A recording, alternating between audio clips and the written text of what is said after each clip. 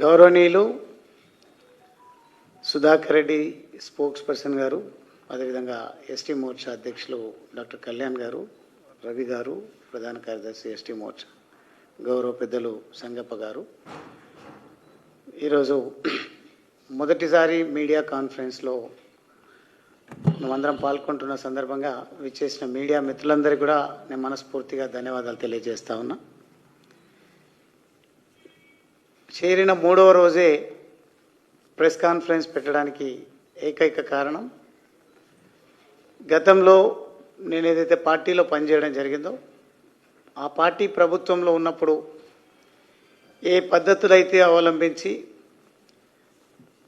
ప్రజల చేత చీత్కారానికి గురి కావడం జరిగిందో అదే పద్ధతిలో ఈరోజు కాంగ్రెస్ ప్రభుత్వం వైఖరి, మరి ముఖ్యంగా రేవంత్ రెడ్డి గారి విధానం కనిపిస్తూ ఉంది.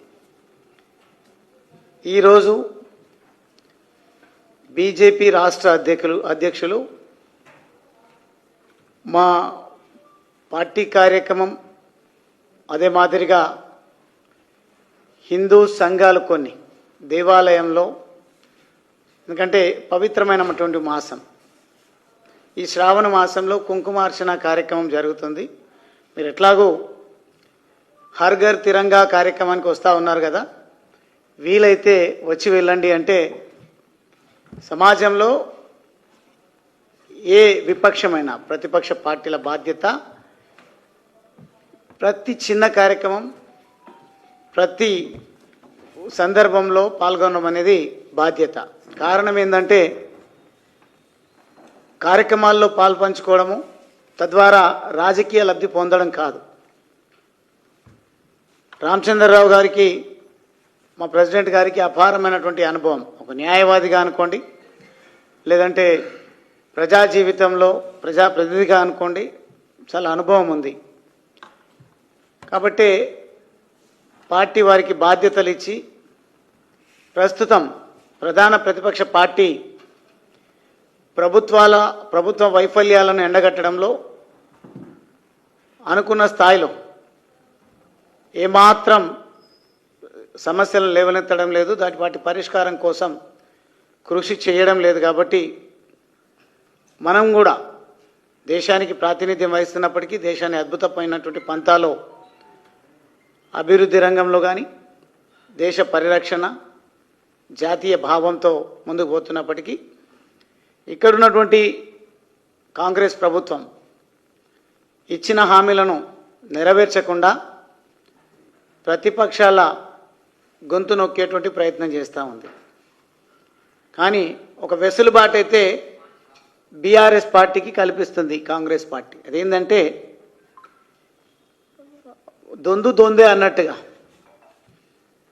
మీరు మేము మా విధానాలు మీ విధానాలు రెండు ఒకటే, అవే విధానాలు ప్రజలపైన రుద్దేటువంటి ప్రయత్నం చేద్దాం, తద్వారా మీరు కాకుంటే మేము కాకుంటే మీరు అధికారంలోకి వద్దురు అన్నట్టుగా ఈరోజు కూడబలుక్కొని ముందుకు పోతున్నట్టుగా చాలా స్పష్టంగా అర్థమవుతూ ఉంది. అందులో భాగమే విమర్శలకు ప్రతి విమర్శలకు పూనుకుంటా ఉన్నాయి. కానీ ఈరోజు రాజకీయ పార్టీలుగా ఏ విమర్శలు చేసుకున్నా పర్వాలేదు, కానీ ఎలక్షన్ కమిషన్ పైన దాడులు, రాజ్యాంగబద్ధమైనటువంటి హోదాలో ఉన్నటువంటి వాళ్ళపైన నోటికొచ్చినట్టు మాట్లాడము, వారిని ఆ సంస్థలను తప్పు చేస్తే సమర్థించమని అంటలేం. కానీ కాంగ్రెస్ గత ఎన్నికల్లో గెలుపొందినటువంటి రాష్ట్రాలు మనం చూసినట్టయితే కర్ణాటక, హిమాచల్, జార్ఖండ్, తెలంగాణ మరియు కాంగ్రెస్ సహకారంతో అధికారంలోకి వచ్చినటువంటి తమిళనాడు ప్రభుత్వాలను కూడా, ఈ రాష్ట్రాల్లో ఏ పద్ధతిలో బ్యాలెట్ పద్ధతిలో ఎన్నికలు నిర్వహించిండ్రా, ఈవీఎంల ద్వారా ఎన్నికలు నిర్వహించిండ్రా, అక్కడెందుకు ఈ రకమైనటువంటి కామెంట్స్ ఎప్పుడు కూడా రాహుల్ గాంధీ గారు చేయలేదు.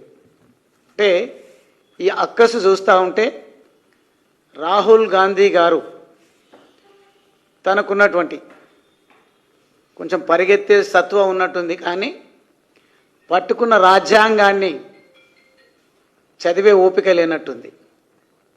చదివితే ఆ పరిజ్ఞానం వచ్చేటువంటి అవకాశం ఉంటుంది. ఎవరో ఏదో చెప్తే భారతదేశ ఖ్యాతిని ప్రపంచం వ్యాప్తంగా అవమానంకి గురి చేసే విధంగా వారు మాట్లాడుతూ ఉన్నారు. అది ఎవరితో జతగట్టి వారు మాట్లాడుతున్నారు, వారి ఉద్దేశం ఏందనేది మనం కొందరి విషయంలో జార్జ్ సోరస్ గారు, అదేవిధంగా శ్యామ్ పిత్రోడా గారి విషయంలో గమనించినట్టయితే వారి స్క్రిప్ట్నే వీరు మాట్లాడుతూ ఉంటారు. అందుకే రాహుల్ గాంధీ గారు ఎన్ని యాత్రలు చేసినా, పొర్లు దండాలు పెట్టినా ప్రజలు నమ్మేటువంటి పరిస్థితి కనిపిస్తలేదు. మీకు ఇప్పుడు కాదు కదా, మీరు ఎప్పటికీ కలలోనే ప్రధాని తప్ప భారతదేశానికి ప్రధాని అయ్యేది ఎట్టి పరిస్థితుల్లో జరగని పని. కానీ ఈ సందర్భంగా నేను ఒక సూచన చేయదలుచుకున్నా. మీరు ఏదైతే కామెంట్స్ చేస్తూ ఉన్నారో రాజ్యాంగబద్ధంగా నడుస్తున్నటువంటి సంస్థలపైన, నేను ఇంతకుముందు చెప్పినటువంటి కాంగ్రెస్ పార్టీ అధికారంలో ఉన్నటువంటి రాష్ట్రాలపైన కూడా మీరు నోరు విప్పాల్సినటువంటి అవసరం ఉంది. అంతెందుకు, ప్రత్యేకించి తెలంగాణ రాష్ట్రం విషయంలో గౌరవ ముఖ్యమంత్రి గారు రేవంత్ రెడ్డి గారు నిజంగా వారు నాయకుడు చేస్తున్నటువంటి విమర్శలు నికార్సైనవి, కల పద్ధతితో కూడుకున్నవి, అథెంటిక్గా మాట్లాడుతున్నారు అనే విశ్వాసమే ఉంటే, ఉన్నది 4-5 రాష్ట్రాలే కదా, మీరు దేశానికి ప్రాతినిధ్యం వహిస్తామని మాట్లాడుతున్నారు. కాబట్టి రేవంత్ రెడ్డి గారు రాజీనామా చేసి తిరిగి ఎన్నికలకు వెళ్ళేటువంటి సందర్భంలో మీరు ఏం కండిషన్స్ పెడతారో, ఏ రకమైనటువంటి సందేశాన్ని ప్రజలకు ఇస్తారో ఇవ్వండి. నిష్పక్షపాతంగా ఎన్నికలు నిర్వహించేటువంటి వాతావరణాన్ని నెలకొల్పడానికి ఈరోజు మాట్లాడుతున్నారుగా, నోరు బారేసుకుంటున్నారు. అదేవిధంగా ఏదో బీసీలను నేనే ఉద్ధరిస్తా అన్నట్టుగా ఇచ్చిన హామీలను నెరవేర్చడం సాధ్యం కాక ఎక్కడికి వెళ్తే అక్కడ, ఏ ప్రాంతానికి వెళ్తే ఆ ప్రాంతం ఇది నాదే అని మాట్లాడతారు. ఒక్కొక్క నియోజకవర్గంలో ఒక్కొక్క డిక్లరేషన్ చేస్తారు. ఏ డిక్లరేషన్ కూడా విలువ లేదు. బీసీ డిక్లరేషన్లో చాలా స్పష్టంగా వారు ఏమి ఊహించుకొని డిక్లరేషన్ ఇచ్చిందో తెలియదు. అవగాహన రాహిత్యంతో డిక్లరేషన్లో మాట్లాడినరా, లేకుంటే నిజంగా మేము అధికారంలోకి వస్తామో ఏదో చేద్దామని మాట్లాడినరా తెలియదు. కానీ ఏ ఎండకు ఆ గొడుగు పట్టినట్టుగా ఒక్కొక్క జిల్లాలో ఒక్కొక్క రకమైనటువంటి హామీ, ఒక్కొక్క దగ్గర ఒక రకమైనటువంటి ప్రస్తావన చేసుకుంటూ అధికారంలోకి వచ్చారు. జంతర్ మంతర్ దగ్గరికి వెళ్ళి మోడీ గారికి ఎన్నికల యావ తప్ప బీసీల పైన ప్రేమ లేదు అని అంటున్నారు. గతంలో చాలా సందర్భాల్లో ఇటువంటి కామెంట్స్ చేసినప్పుడు, ఒకవేళ మీకు నిబద్ధతే ఉంటే అమలు చేసి చూయించండి తెలంగాణ రాష్ట్రంలో బీసీ రిజర్వేషన్లు అని చాలామంది చెప్పడం జరిగింది, చాలా పార్టీలు కూడా మాట్లాడడం జరిగింది.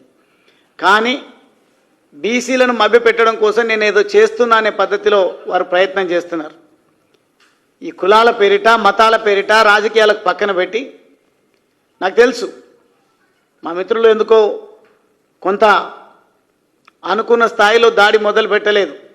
కానీ ఒకటే విషయాన్ని కనుక మనం గమనించినట్టయితే, ఈరోజు మా రాష్ట్ర అధ్యక్షుడు రామచంద్రరావు గారిని అడ్డుకోవడంలో ఆంతర్యం దాగి ఉంది. అది జూబ్లీ హిల్స్ ఉప ఎన్నిక. జూబ్లీ హిల్స్ ఉప ఎన్నికను దృష్టిలో పెట్టుకొని మాత్రమే ఈ సమాజం యొక్క సంఘటిత శక్తిని నీరుగార్చేటువంటి ప్రయత్నం చేస్తున్నారు. అదే మాదిరిగా వారు మాట్లాడే విధానాలు కనుక మీరు గమనిస్తే, నేను చదివిందేమో ఆర్ఎస్ఎస్ స్కూల్లో లేదంటే బీజేపీ స్కూల్లో అంటారు, నేను కాలేజ్ చేసిందేమో స్కూలింగ్ అంత అక్కడ, ఇంటర్మీడియట్ లేదంటే ఇంకా ఆయన ఏం చదివి ఉండవు నాకైతే పెద్దగా తెలియదు. కానీ కాంగ్రెస్ పార్టీలో ఈరోజు వారితో పాటు కలిసి పనిచేస్తున్నదైతే చెప్పిన వాళ్ళైతే, నేను ఎమ్మెల్యేగా నిలబడ్డప్పుడు వాల్ రైటింగ్ రాసేవారు అని చెప్పేది. ఏం చదువుకున్నారు, ఏం రాసినారో పక్కన పెడితే, ఈరోజు రాయాల్సింది, తలరాత మార్చాల్సింది ప్రజలకు ఇచ్చినటువంటి హామీలను నెరవేర్చి ఉప ఎన్నిక కాకుంటే మళ్ళీ ఎన్నికల్లో రండి. 34 వరకు నేనే ముఖ్యమంత్రి అంటున్నారు కదా, మాకేం పర్వాలేదు. మీకు రాజకీయాలు, ఎన్నికలు గెలుపే ప్రామాణికం కావచ్చు. కానీ ఈరోజు నరేంద్ర మోడీ గారి నాయకత్వంలో భారతదేశం అద్భుతమైన పంతాలో అభివృద్ధి దిశగా పయనిస్తుంది. అందుకే డబుల్ ఇంజిన్ సర్కార్ అనే నినాదం ప్రతి రాష్ట్రంలో, ప్రత్యేకించి తెలంగాణ రాష్ట్రంలో ప్రతి గడపకు చేరింది. నాకైతే విశ్వాసం ఉంది రాబోయే రోజుల్లో అది జూబ్లీ హిల్స్ ఉప ఎన్నిక కానీ, లేదంటే మీరు కూడబలుక్కొని పార్టీలు మారినటువంటి ఫిరాయించినటువంటి 10 మంది ఎమ్మెల్యేల వాళ్ళ సభ్యత్వం విషయంలో కోర్టు ఆదేశించినట్టుగా స్పీకర్ గారు నిర్ణయం తీసుకుంటే ఆ ఉప ఎన్నికల్లో కానీ గెలుపొందేటువంటి ప్రయత్నం చేయండి, అభ్యంతరం లేదు.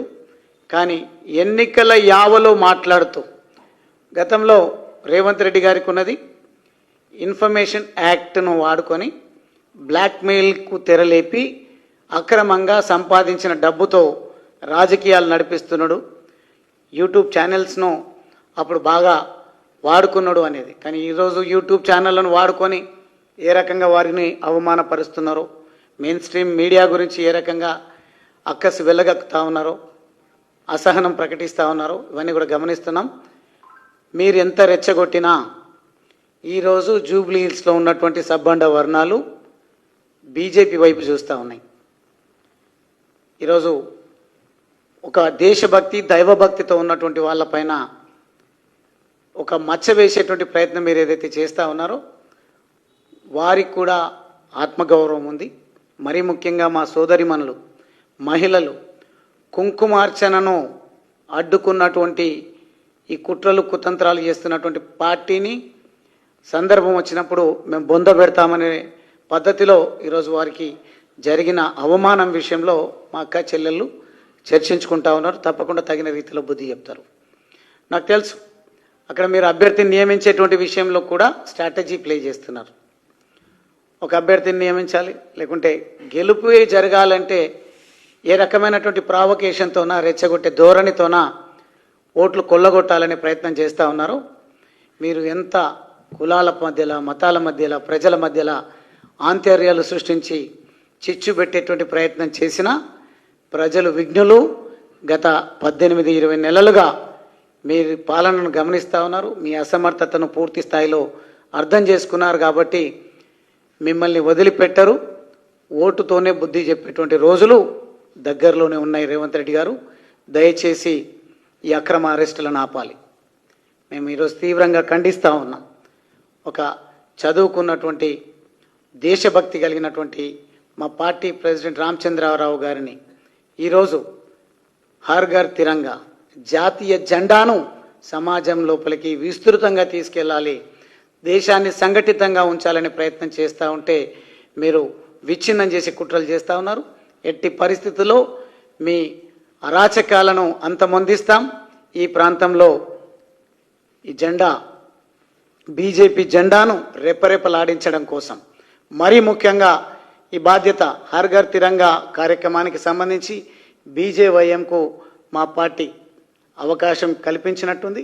యువమిత్రులను నేను ఆ చేతులు జోడించి కోరుతా ఉన్నా, ఎట్టి పరిస్థితుల్లో కూడా ఈ కార్యక్రమం ద్వారా ఈ దేశ పరిరక్షణను దెబ్బతీసేటువంటి ప్రయత్నం రాహుల్ గాంధీ గారు సంఘ విద్రోహ శక్తులు మరీ ముఖ్యంగా భారతదేశాన్ని సర్వనాశనం చేయాలని కుట్ర పన్నుతున్నటువంటి కుట్రదారుల ఎత్తులను చిత్తు చేసి ప్రతి గడపకు కూడా మన దేశభక్తి ఏందో చాటే విధంగా కార్యక్రమాన్ని రూపకల్పన చేయండి. అది తప్పకుండా వారు అడ్డుకోవడం ద్వారా జూబ్లీహిల్స్లో గెలుపొందాలనే ప్రయత్నం ఏదైతే చేస్తూ ఉన్నారో రాష్ట్ర వ్యాప్తంగా మన భక్తిని మన సంస్కృతిని చాటేటువంటి కార్యక్రమం ఏదైతే మనం తీసుకున్నామో ఆ కార్యక్రమం ద్వారా ప్రతి ఒక్కరు కూడా సైనికులుగా వచ్చి ఒక్కొక్క ఓటుకు ఒక్కొక్కరు బాధ్యత తీసుకొని జూబ్లీహిల్స్ ఉప ఎన్నికల్లో ఎప్పుడు ఎన్నికలు వచ్చినా మన కమలం గుర్తును వికసించే విధంగా మనం ప్రయత్నం చేయాలని ఈ సందర్భంగా కోరుకుంటూ నేను సెలవు తీసుకుంటా ఉన్నాను.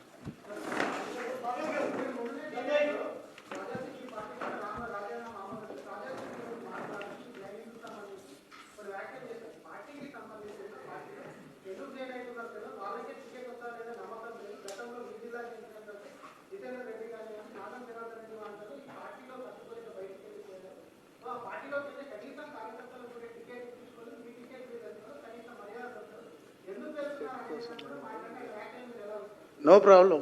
నాకు తెలిసి రాజా సింగ్ గారు నా గురించి అట్లా మాట్లాడతారని అనుకోను. వ్యక్తిగతంగా నేను ఎమ్మెల్యేగా 2 సార్లు ఉన్నప్పుడు వారు కూడా అసెంబ్లీలో ఉన్నారు. ఎందుకు మాట్లాడినరో తెలియదు, లేకుంటే ఒక స్ట్రాటజీ వారు కూడా, ఎందుకంటే బీజేపీ పార్టీ అంటే వారికి కూడా గౌరవం ఉంటుంది. నిజంగా ఫీడ్బ్యాక్ తీసుకోవడం కోసమే అయ్యి ఉండొచ్చు అని అనుకుంటున్నా. కారణం నేను వచ్చింది మీరందరి సమక్షంలో, నేను బీజేపీ పార్టీలో చేరింది నాకు పదవులు కొత్త కాదు. చిన్న వయసులో 2 సార్లు శాసనసభ్యుడిగా నా అచ్చంపేట ప్రజలు నాకు అవకాశం ఇచ్చారు. సమాజంలో చివరి వ్యక్తి వరకు అభివృద్ధి ఫలాలు సంక్షేమం అందాలనే నా లక్ష్యంతోనే నేను పనిచేసిన. ప్రతిపక్ష పాత్ర పోషిస్తున్నటువంటి ఈ సందర్భంలో నేను తీసుకున్నటువంటి నినాదం, నేను వచ్చినటువంటి నేపథ్యాన్ని కనుక మీరు అర్థం చేసుకుంటే, అంత్యోదయ అనే పదం చాలా స్పష్టంగా నేను వాడడం జరిగింది. సమాజంలో ఉన్నటువంటి చివరి పౌరుడి వరకు ప్రభుత్వ చేయూత, సమాజం యొక్క చేయూత అందాలనే లక్ష్యంతోనే వచ్చిన. నేను ఒకవేళ ఎమ్మెల్యేనే కావాలి అనుకుంటే నాకు అక్కడ ఏమాత్రం ఇబ్బంది లేదు. అందుకే నా రాజీనామా లెటర్లో కానీ పలు సందర్భాల్లో నేను గతంలో ఏ పార్టీలో అయితే పనిచేయడం జరిగిందో ఆ పార్టీ పెద్దలకు ధన్యవాదాలు తెలియజేసిన. ఆ పార్టీ సిద్ధాంతాలతో పనిచేసి నచ్చినప్పుడు, ఇప్పుడు నాకు తెలిసి నేను ఇంకా అచ్చంపేటలో అడుగు పెట్టలేదు, ఆ పార్టీ సిద్ధాంతాలు వాళ్ళ హిడెన్ ఎజెండా వేరే ఏదున్నదో స్లోగా నాకు అర్థమైంది. నేను మా వాళ్ళకు అర్థం చేయించేటువంటి ప్రయత్నం చేస్తా. కానీ యువతరాన్ని రాజకీయాల్లోకి ముందుకు తీసుకురావడం కోసం ప్రయత్నం చేస్తా తప్ప, నేను యువకుడిగా ఉన్న సీనియర్ రాజకీయ నాయకుడిగా 2 సార్లు శాసనసభ్యుడిగా ప్రాతినిధ్యం వహించిన నాకు అనుభవం ఉంది.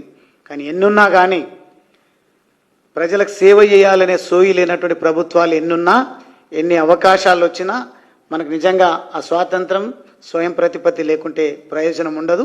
కానీ ఈరోజు మోడీ గారి నాయకత్వంలో అద్భుతమైనటువంటి ప్రగతి నడుస్తూ ఉంది. ఆ ప్రగతి బాటలు మనం తెలంగాణలో కూడా పటిష్టంగా వెయ్యాలి.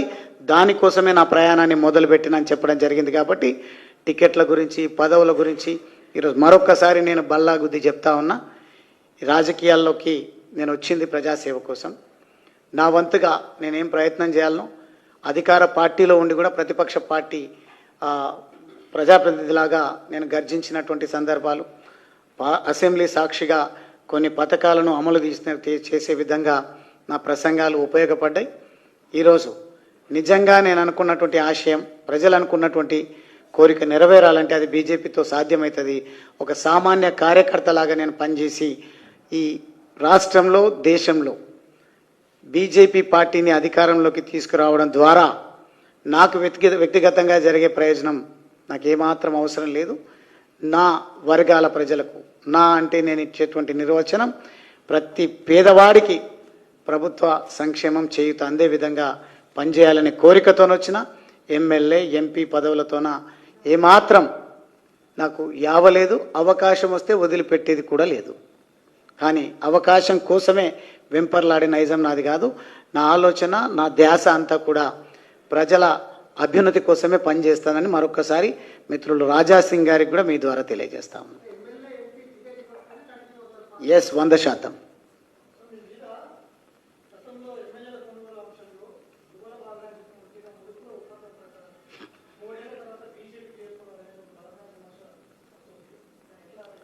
ఎవరు చేసిండ్రో వాళ్ళని చర్చకు రమ్మనండి. డెఫినెట్గా అది అమరవీరుల స్తూపం దగ్గరకా, లేదంటే ఎక్కడికంటే అక్కడికి దమ్మున్నోళ్ళు ఎవరైనా సరే చర్చకు రమ్మనండి. నేను బహిర్గతం చేస్తా చర్చ. నేనేమనలేదు, అది పార్టీ చూసుకుంటుంది. పార్టీలో చాలామంది ఎఫిషియన్సీ ఉంది. నాకెవరు రారు, ఎందుకంటే నేనే కొత్త 100 రూపాయల 10 రూపాయల కార్యకర్త. నేను ఇప్పుడు దీన్ని ఎవరెన్ని ట్రోల్ చేసినా 10 రూపాయలు ఒకడు ఏం సంచలనం చేయబోతాడో ప్రజా మద్దతుతోనా, జాతీయ వాదంతోనా అనేది మాత్రం చాటి చెప్తా.